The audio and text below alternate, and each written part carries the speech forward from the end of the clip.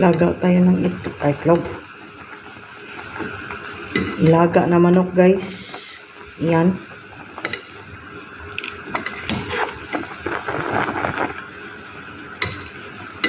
Isang buo na manok pero hiniwa-hiwa ko to. Yan. Yan na, guys. Yun. Pwede na ba ka to? Parang pwede na to. Isang oras na laga. Yan.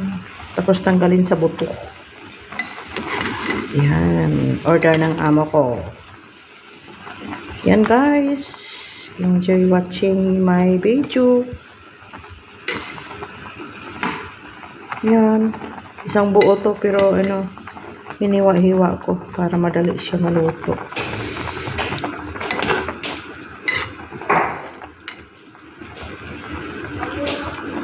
Yan, guys.